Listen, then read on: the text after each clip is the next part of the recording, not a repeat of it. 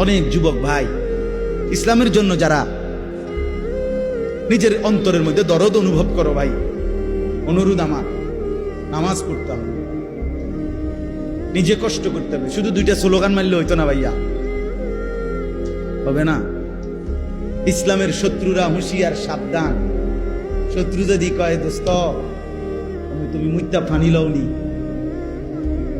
তুমি আজকে সারাদিনে 5 ওয়াক্ত নামাজ পড়ছনি, তুমি বলবা না আমি পেশাব করে পানি নেই না, ঢিলা কুলুক ব্যবহার করি না, টয়লেট পেপার ব্যবহার করি না, 5 ওয়াক্ত নামাজ পড়ো নাই, তোমার এই স্লোগানে দুশ্মন কি হয় না, ভয় পায়,